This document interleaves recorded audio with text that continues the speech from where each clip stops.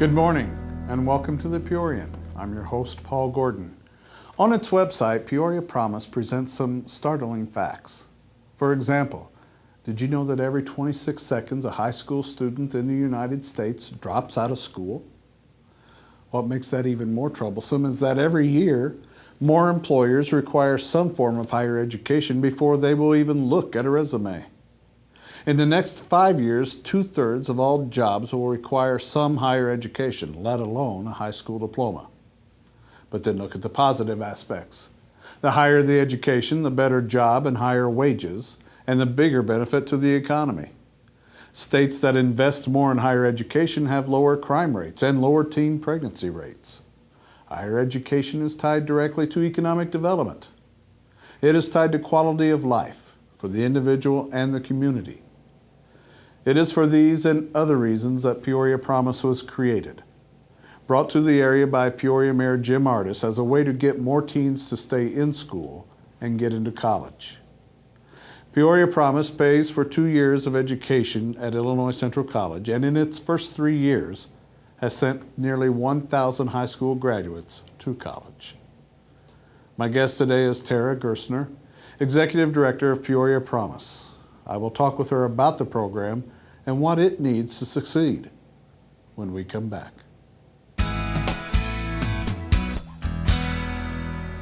Welcome back to the Peorian. My guest today is Tara Gerstner, Executive Director of Peoria Promise. Thank you for joining me today. Thanks so much for having me. I really appreciate your time. Tell us about Peoria Promise and what it means to the city. Well, Peoria Promise was designed as an economic development program. The idea is to create a more educated and better skilled workforce for the city of Peoria.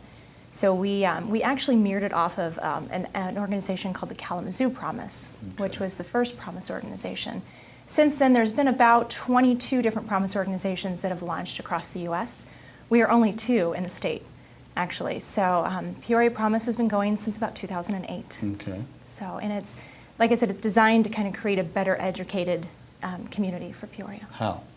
How does it do that? We have students that live within the city of Peoria. Mm-hmm. If you live within the city and you attend a public school for at least 3 years, Okay. you can go to Illinois Central College free of charge. We help with the financial assistance. Up to how many hours? 64 credit hours? It's up to 64 credit hours. It's designed to allow a student to obtain an associate's degree. In any field of study they choose, or? That is correct. Any field of study they choose. The really cool thing about Illinois Central College is they have more than just your typical associate's program that then you might transfer to a 4-year. They also have a lot of fields. They have a lot of trades as far as they've got truck driving, welding, construction. They have just a ton of different programs available, and all of those programs qualify for Peoria Promise. Okay.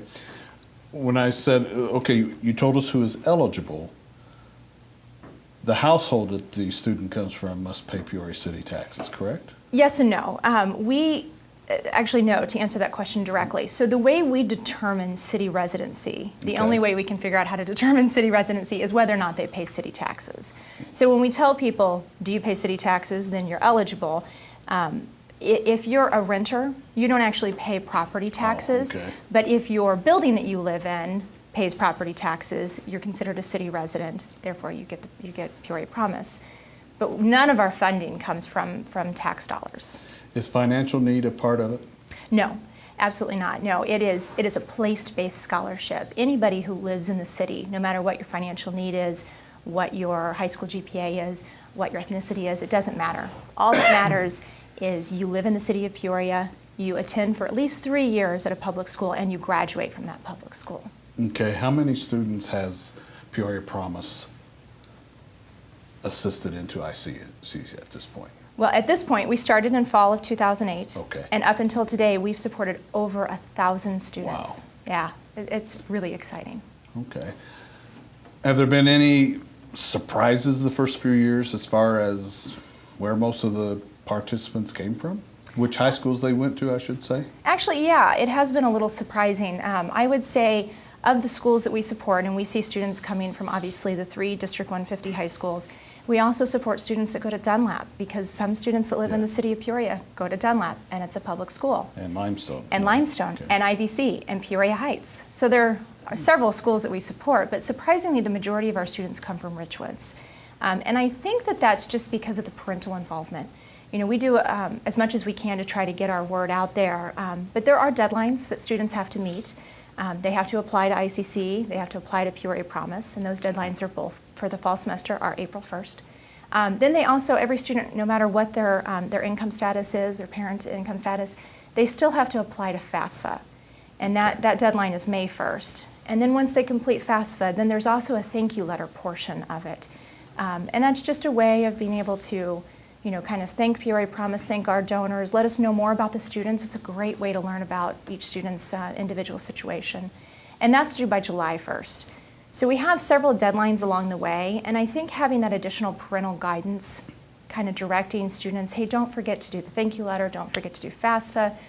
We think that that's why a majority of our students are coming from Richwoods. Is there anything that you can do to make sure that you can try to get more students from Peoria Central or Manual, or because you would think that they would have just as much need to or desire for this as anybody else? I think it's all about education. I think it's all about educating both the students and the parents that Peoria Promise exists and what they need to do to get it. You know, we do everything we can. We've got great relationships with the principals. We have a fantastic relationship with District 150. We just entered into a formal partnership with them, which was really exciting. That's right, I did read about that. Yeah, so it's very exciting. So we're able to get in front of all of the seniors. We speak to them, each individual senior, we're telling them about the different deadlines. And we're starting to do more and more with trying to get the information to the parents as well.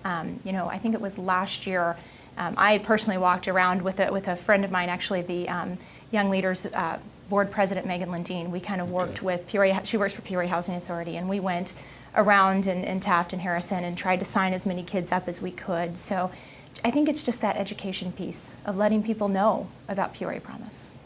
Will the partnership you have with District 150 help in that regard? Definitely. Okay. Most definitely. And you know, some of the new leadership in the schools, the principals, they've been fantastic as well. So. Okay. When we come back, we'll talk about what kind of reception the program is receiving in the Peoria community and how it is funded. Stay tuned.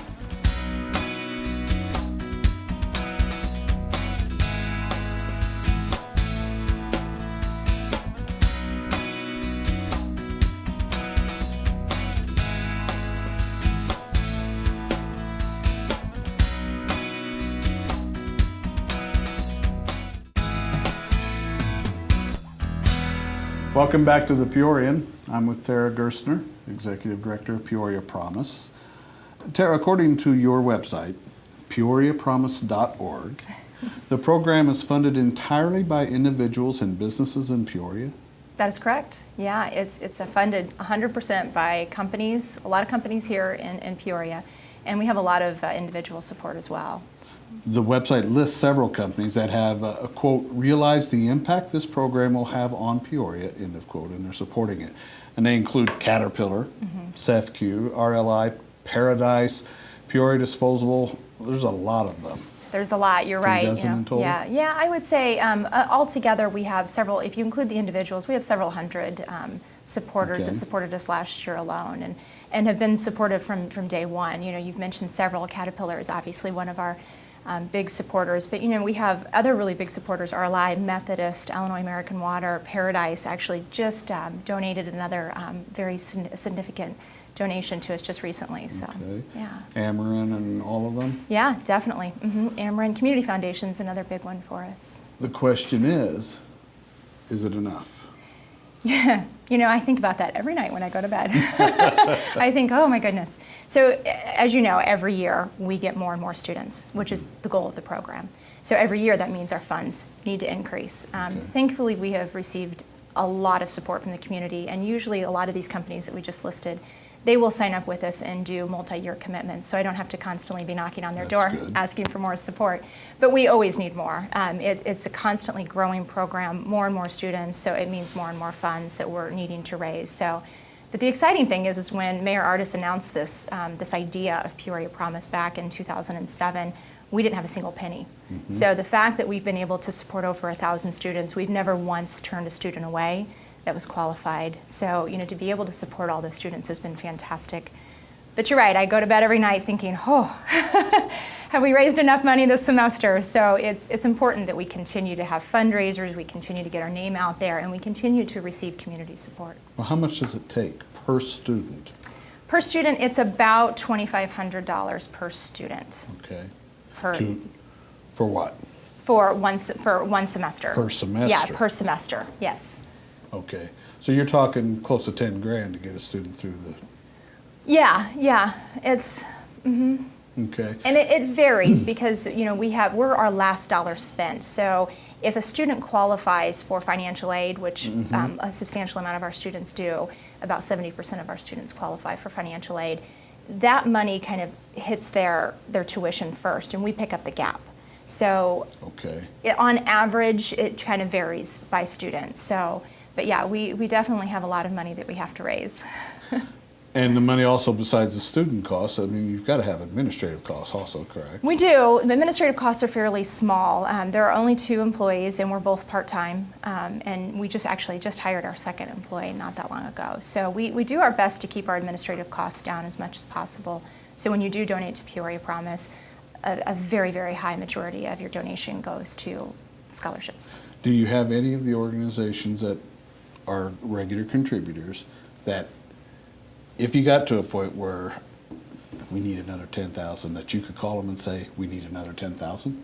You know, yeah, I probably would say that we have such great support. You know, one of the, for an example, Andrew Rand with Advanced Medical Transport, they were supporters from ours from day one. But, you know, we kind of went to him and said, Andrew, we really need some help. We need to increase. And he turned around and did exactly what you said, 10,000 a year and multi-year commitment for 3 years. Okay. So, fantastic. Your organization is, no doubt, affected when ICC increases its tuition. Yes. Which is probably almost an annual thing. I'm not sure if it's been every year since we've started, but yeah, there has been increases. But still, the quality of education that Illinois Central College provides for the money that they provide is incredible. You know, if you look at the cost for Illinois Central College versus four-year universities or private universities or even state universities, it doesn't even begin to compare. So, you know, we're very lucky to have a college like Illinois Central College within our community. Okay. Next up, Tara will tell us about an upcoming fundraising event and how you, our viewers, can help. But first, here is the Peorian's own Kevin Kizer to talk about what's going on in the literary and culinary world. Hey, it's me, you lucky people. This week we'll take a look at a regular feature on our website, Quick Lit Bits, which are short summaries of recently published books and usually whatever I happen to be reading at the moment. This week, Ghosts on the Throne, The Death of Alexander the Great and the War for Crown and Empire by James Romm.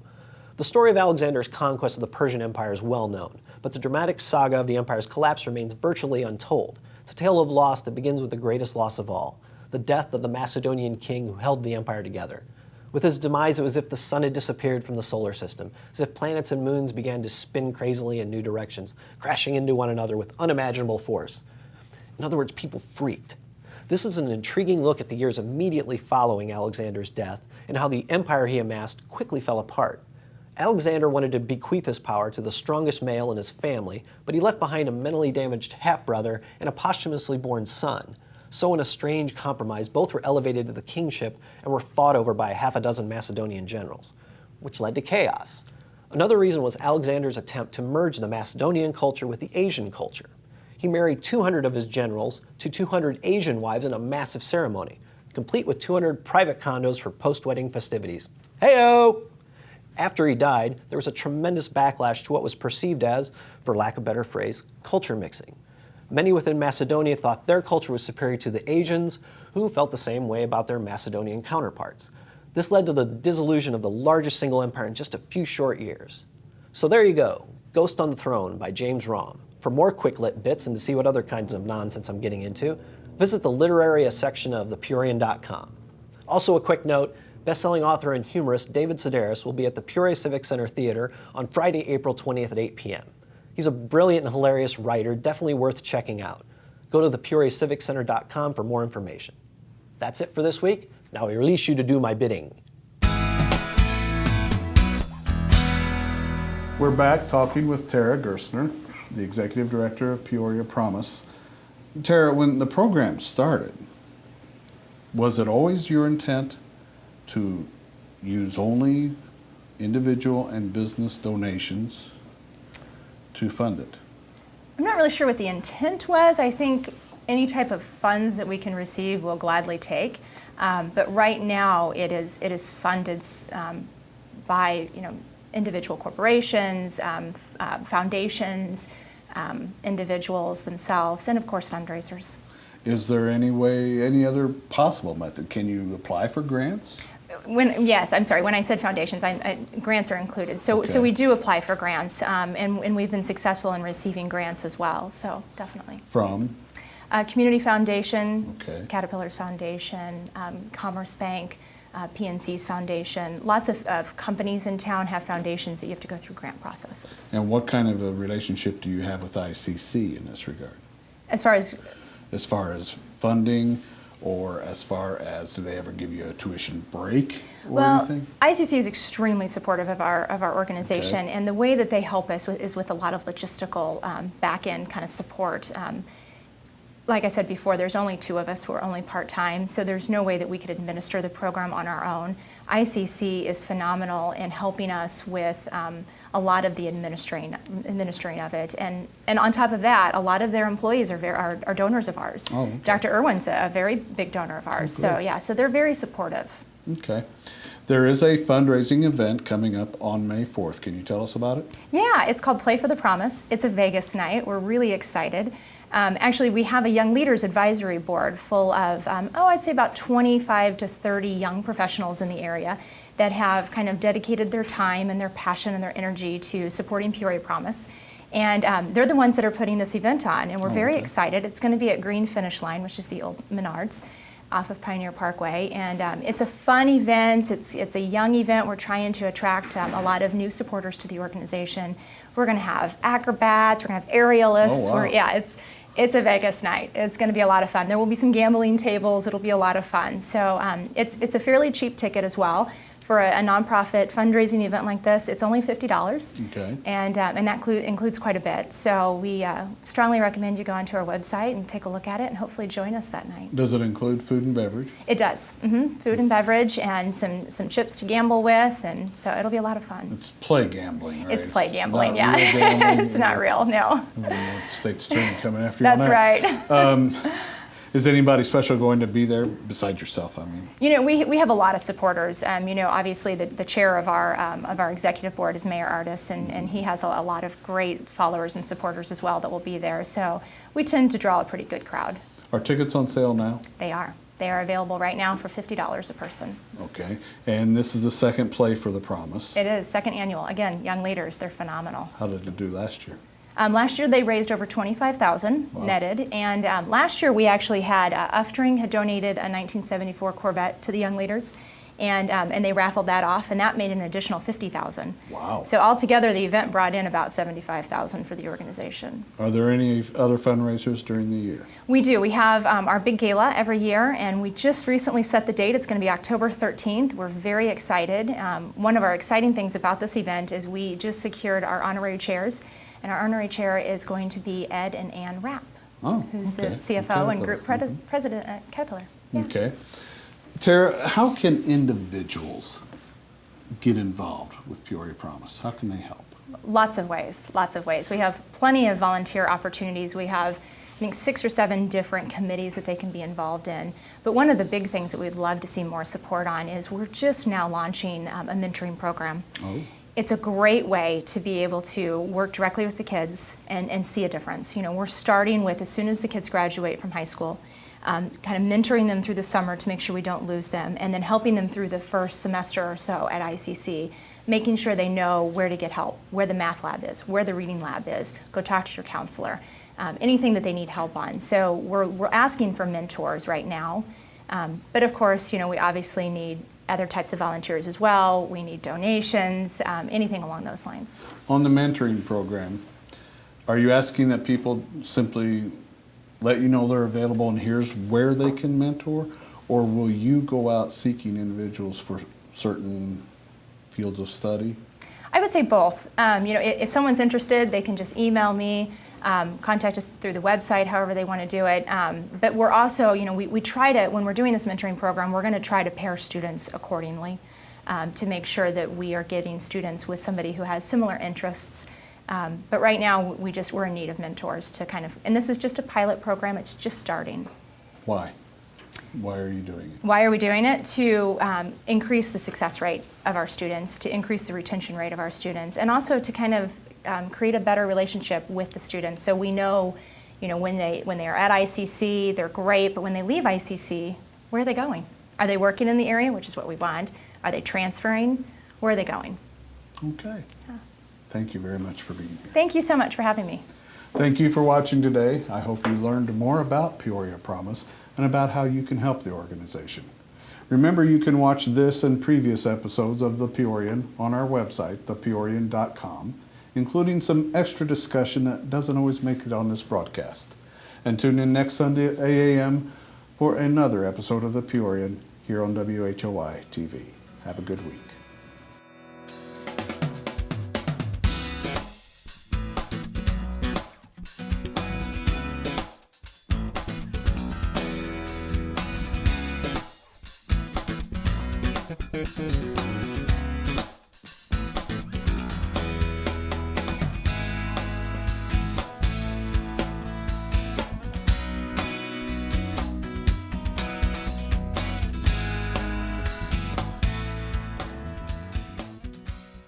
Ooh.